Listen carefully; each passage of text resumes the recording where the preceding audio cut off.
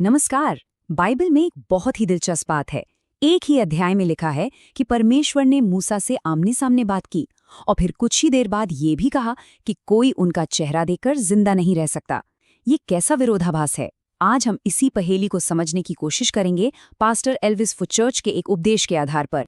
तो चलिए सीधे मुद्दे पर आते हैं।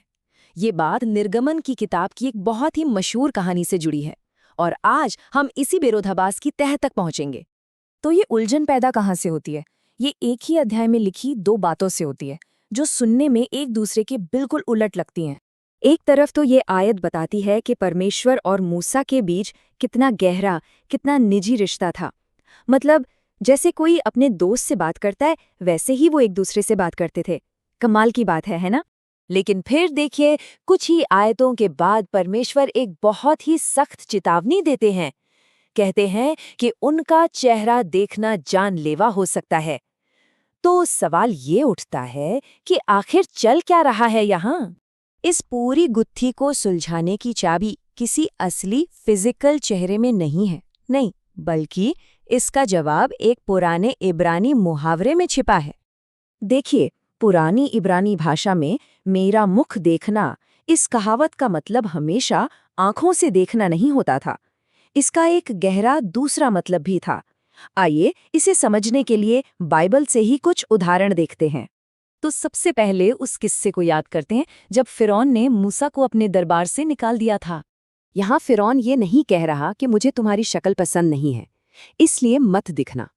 नहीं, उसका मतलब कुछ और ही था। वो असल में उनकी मुलाकातों पर हमेशा के लिए रोक लगा रहा था। तो मेरा मुंह फिर ना दिखाना का मतलब था अब मुझसे दोबारा कभी मत मिलना। मतलब फिरौन ने उस रिश्ते को पूरी तरह से खत्म कर दिया था। अच्छा, ऐसा ही एक और उदाहरण हमें प्रेरितों के काम में मिलता है। ये तब की बात है जब प्रेरित पौलुस एक चर्च के बड़ों को बड़ी भावुकता से आखिरी विदाई दे रहे थे। और यहाँ भी देखिए, मतलब बिल्कुल साफ है। वो कह रहे थे कि इस जिंदगी में हमारी दोबारा मुलाकात नहीं हो पाएगी। बात किसी का चेहरा देखने या न देखने की नहीं, बल्कि मुलाकात के खत्म होने की थी। तो अब जब हम इस मुहावरे का सही मतलब समझ गए हैं, तो चलिए वापस मूसा वाली कहानी पर चलते हैं।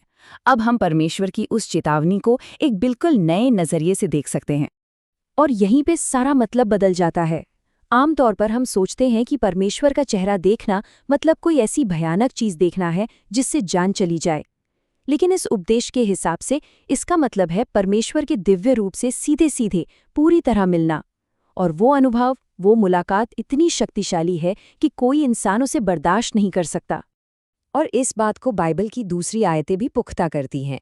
कई जगह पर परमेश्वर को देखना एक लक्ष्य की तरह बताया गया है, जिसका मतलब असल में परमेश्वर के स्वभाव को, उनकी इच्छा को जानना और समझना है। तो अब कहानी के दूसरे रहस्य पर आते हैं। अगर परमेश्वर ने अपना चेहरा नहीं दिखाया, तो फिर उन्होंने मूसा को अपनी पीठ क्यों दिखाई? इसका क्या मतलब था? इस व्याख्या के मुताबिक इसका जवाब मूसा की जिंदगी में बाद में हुई एक ऐसी घटना से जुड़ा है।